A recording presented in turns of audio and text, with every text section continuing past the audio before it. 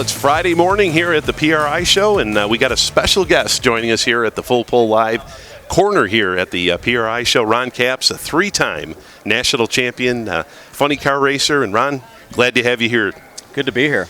Once again, Dan Mayer here today at the PRI show, and our special guest, Ron Capps. We're in front of a five-engine tractor here behind us, and you were looking at it a little bit before we got going here, and let's talk about how you got started in motorsports. Gosh, well, I grew up, like I was telling you, speaking of the tractor pulls, I grew up in a little town called San Luis Obispo, California, which used to have a huge tractor pull event when I was growing up. Big ag department at Cal Poly, of course, college.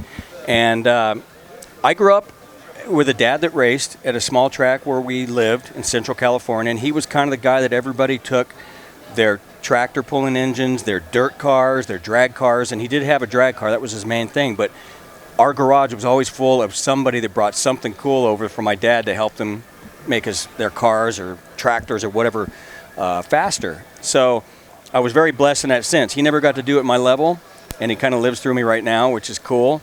But he worked for a Chevrolet dealership for 35 years in service department. So okay. I've been around cars and that kind of thing, and then just kind of tagged along with my dad when he sold his race car, and he went off to help Blaine and Alan Johnson. Oh, yeah. Of course, Blaine got killed, but I grew up with Blaine and Alan and got to work on their top alcohol dragsters for years. And, of course, Alan went into the engine building business and cylinder heads.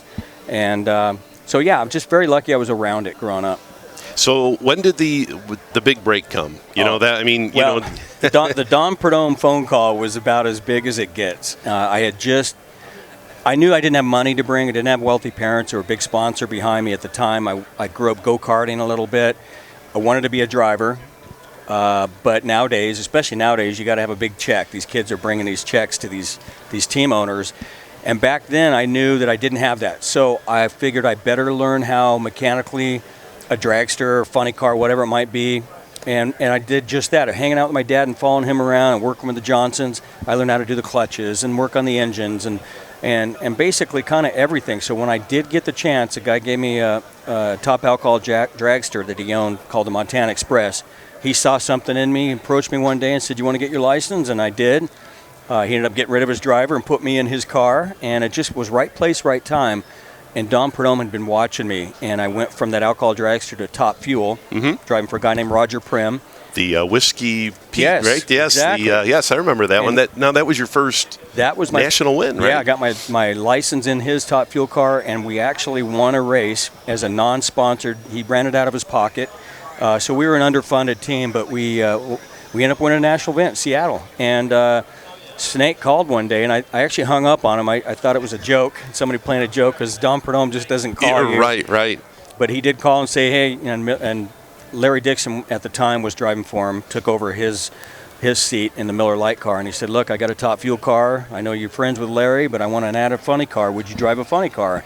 And I was like, I would drive your motor home, like whatever. So that was the big break. So previous to that, did you, any contact with any of the big guys, or it was just all, you're the new guy coming in and just kind of learning? Yeah.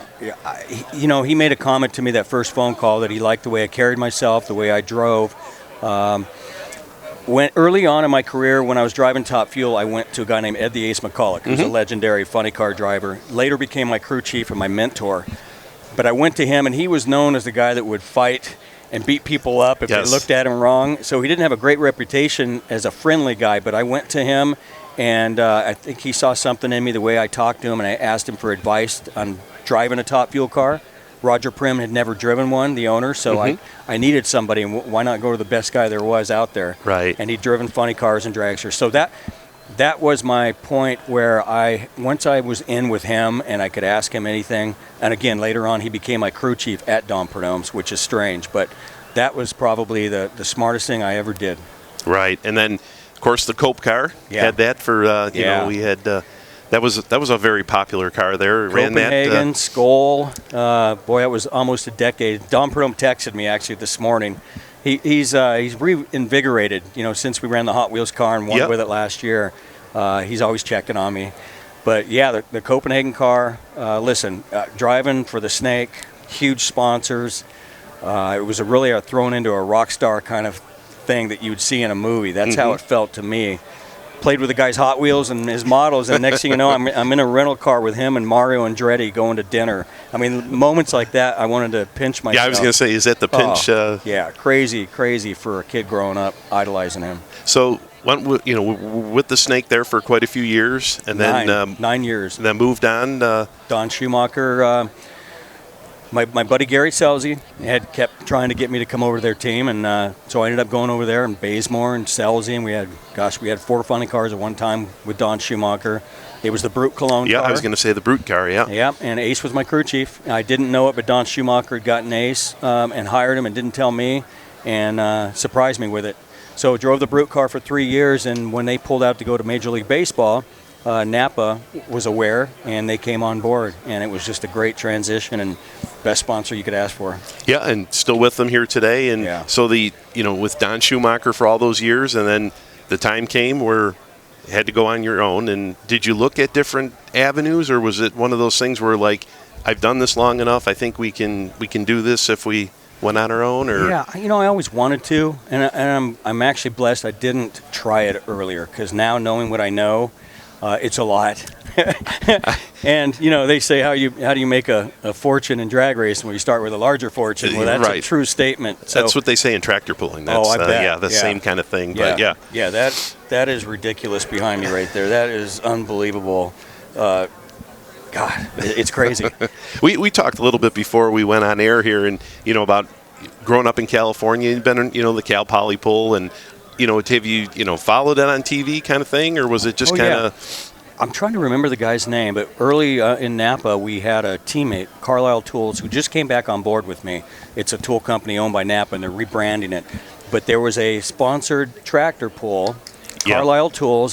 Jeff Hodem was his name. Great family, too, with Mom and the whole family. And so I did a lot of appearances with them, and I've got a lot of pictures on my phone of me sitting in their tractor. Okay. And we worked on me getting in it at one time, and they kept bugging me, and I just didn't have the coconuts to do it. I was a little nervous. So people were like, "Man, you drive a funny car at 330 miles an hour." I go, "That's different. That is impressive." So, yeah, so I have been around it, and Ken Vinny is a great guy that I grew up around idolizing as well, and I followed his career to son Todd, and watched him go into the tractor pulling, and he was like, anybody I talk to about tractor pulling, I always bring up Ken Vinny's name, because, it gives you cred right away. They're like, you must know somebody. And still impressive to this day. I mean, he just keeps going up in age, but he still wins. Yeah. He's just got that drive. And I was telling Antron Brown was a guest with us yesterday, and last week we were down in Columbus, Ohio for the banquet, and Ken, he was kind of ruffling through his garage the week before, and he found a suitcase, and he had some his wife Rona had a time slip where she written down all the qualifiers in the Gator Nationals 1983. Wow. And he brought this up last week, and he showed around. He says, "Dan, take a look at this," and Snake, Mongoose, I mean, Super Root car, I mean, Chi-Town Hustler. It was like, Vinny's that's Vega. when, Vinny's Vega was right there with him. Yep, Yeah, and he, that's set cool. that record there, and Yeah. so I mean, it really neat that he still remembers a lot of the stuff that he's done over the years, and a lot of people he doesn't really show it, carry it, but everybody knows he's a legend, and that's the neat part about Ken. He just doesn't have that, he doesn't that swaggery, Very but modest. just down to earth guy, so we go back a little bit here, started your own team.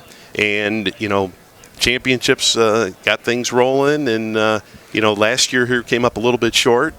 Yeah, it was a building year. We won back-to-back championships. Mm-hmm. And actually my first year as ownership, Guido and I won the world championship. And so nobody had gone back-to-back since Force dominated in the 90s in funny car. Mm-hmm. So that was a feather in the cap for sure. To do it first year as an owner was... Looking back now, I'm like, man, it kind of made it, where do you go from here kind of thing. But Guido, we had a talk, and he said, we got to change things if we're going to stay ahead of the game. And that was mainly in the clutch department. Mm-hmm. And for anybody watching at home, the nitro cars, make 12,000 horsepower, right? They all pretty much make that 12,000 horsepower. You don't have to do a whole lot. Even if you could say that a 10th place crew chief on a funny car dragster is still going to make that power. But it's the clutch department, 6 discs, 5 floaters, and it's getting that 12,000 horsepower and managing it and getting it to hook up at the right time and get it to haul the mail, ET-wise, and run big speed. Because if you can't do that, you're going to be middle of the pack. And so Guido said, we got to try some different things. And he had an idea, and I'm 100% behind you, I said. And I just didn't realize we'd struggle like we did. But it's funny when I say that, we finished third in the points. Right, so, yeah, it wasn't... So to feel like we're struggling that bad and we're still... we were talked about anytime a championship was brought up on the TV show or anything, that's also still pretty cool. So it just means we're striving for more. And we set the track record in Pomona on Saturday, my quickest ET ever I ran. So he's very comfortable, and I can't wait to start now the season not testing things like we were last year and just go out, hit the ground running. Ready to go with it. Let's go back a little bit. When you went from the top fuel car to the funny car, how was that for you as far as, okay, we've driven the dragster now. I mean, do you have to be licensed for the funny car? And then... Well, and on top of that, I'm driving for Don Pernome. We showed up preseason testing, and the crew chief he had hired originally was Al Hoffman's old crew chief, and he was struggling, and the car was shaking every run. So I literally, on my license run, had to pedal the car to get it down there and even just get an ET slip. I'll be honest with you, the first time we fired the funny car up, I shut it off and got out. I wasn't prepared to have that engine that was behind me in the top fuel car right in front of me and watching that bang and pop and they lowered the body down. It's like a coffin. You're like, oh my God, what am I? So it'd be like me jumping in this right now. It would be overwhelming. Mm-hmm. So it took me a little bit to get used to it. And, of course, we got our license, but, we were driving for the Snake. We had a huge General Motors sponsorship. We'd brought Camaro back, Copenhagen. We had the Copenhagen girls and the models, and we had it was like Steve McQueen days in the 70s. Yeah. Like, it was cool. So it took a little bit for me to get used to it, though. So, other motorsports that you've kind of dabbled in, dirt late models. Yeah. Tell us about how that all got going.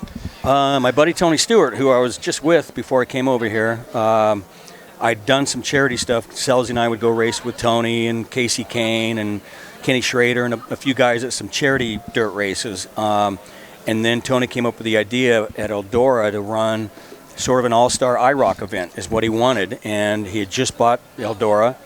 So knowing that I raced a little bit and I could not make a fool of myself in a dirt car, I was invited to run the first Prelude. I ended up being one of the few that ran every year, and definitely one of the oldie drag racers. Cruz came in a little right before it stopped, and he ran it for a little bit, but it was very cool for me. I finished as high as 4th one year, 6th another year, and I kind of held my own.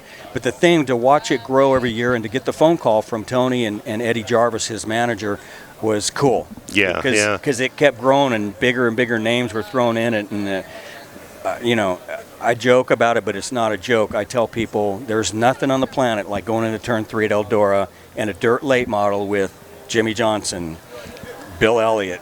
All these guys around you, and you have to go in this turn, and you got to hold it wide open if you're going to be anything, right? Right. And to have those moments, even though I've driven a funny car on fire at 330 miles an hour, still I felt so over my head every lap.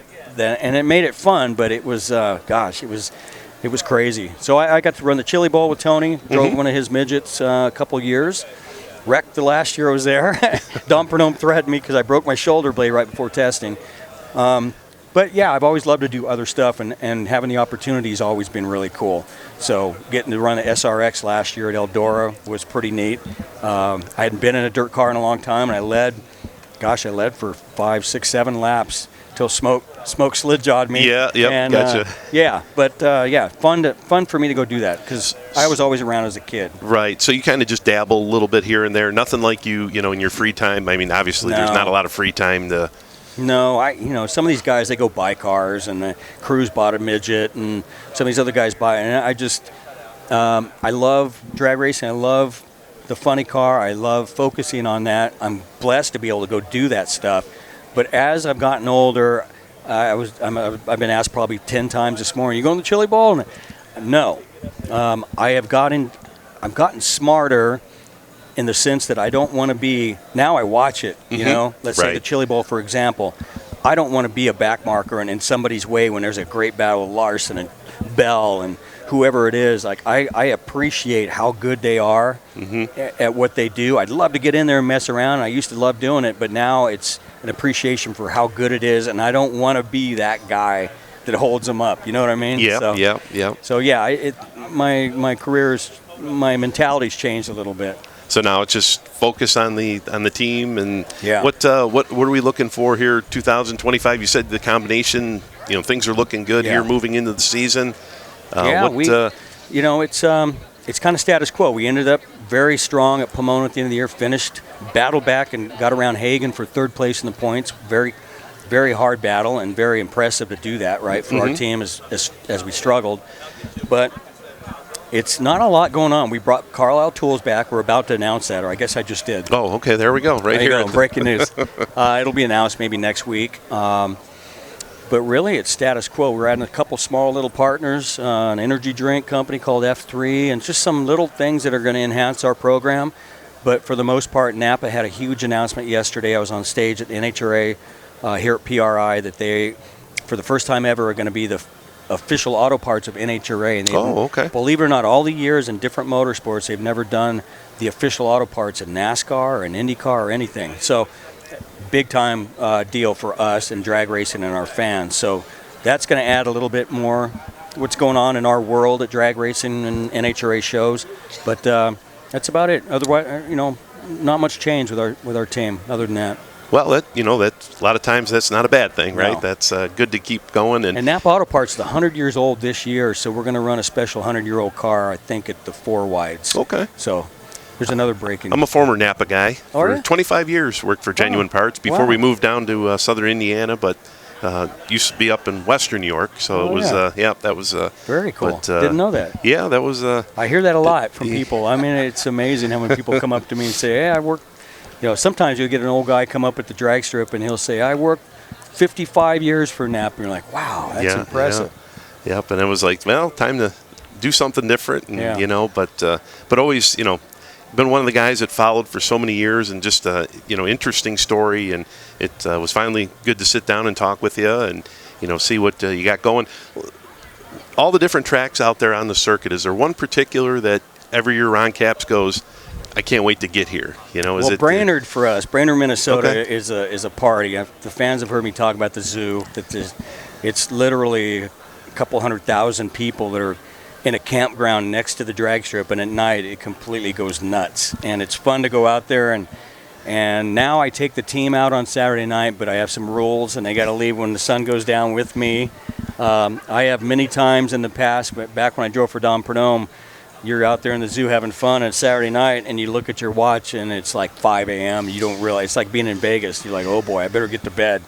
So, it is a fun event. We get the Canadians that come down over the border. We get Wisconsin, all these just great fans. And I've been very lucky for whatever reason. I think it's because I become part of them at night sometimes.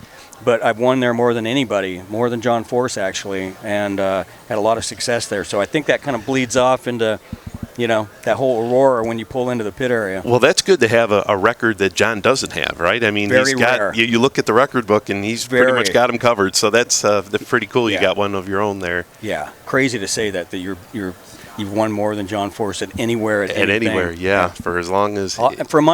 Forever, I'm going to be number 2 in funny car to everything. So, and I'm okay with that. Yeah. But I mean, you've put together. You look at the numbers, and they're impressive. It's. Do you look back in that and go, "Holy cow! It's gone so fast," and no pun intended. But I mean, it just wow. For me, it's the old school legendary crew chiefs that the owners, Don Perdome and Schumacher, but. I mean, Ed the Ace McCulloch, Roland Leong, Dale Armstrong, Ron Tobler, and now, of course, Guido. I've gotten to work with some of the best you've ever heard of in the sport of drag racing, like legendary guys that are old school, and I love that. That for me, when I hear that and somebody says, oh, my God, you've won this many races, that flashes back at how many good people I've been around and been lucky enough to win these races with guys like that. Mm-hmm. Yeah, that's like I say, the numbers are impressive. Yeah. And that's one thing that driving the Whiskey Pete's car back when that all the way up to now, and it's like, you know, all the things that have happened. But Ron, we thank you for coming out and joining us here at PRI show. We've got a rather large event on the NTPA schedule, Bowling Green, Ohio. They run up just right around the Toledo area, and the same kind of thing as you were talking with Brainerd. You know, they've got a big campground, and things at night happen. And, you know, as an announcer, you got to watch. You get out there, and before you know it, it's 6 in the morning, and it's like, got to go to work here. I'm going to ask a dumb question, but how can I watch it? Where's it streamed? Or? So you can go right here to Full Pull Live. Really? Yep, Full Pull Live, and we have all the events throughout the summer. And I can log in and watch them? You just log in and watch them, and you can watch them at any time, Ron. All right. You can watch them at any time. You're going to see me on there. Yeah, we'll take care, make sure you get everything. But, yeah, we'll stream them all throughout the summer. Very cool. And, have to get you out to one of these events. Yeah. Hey, I'm all in. Yeah.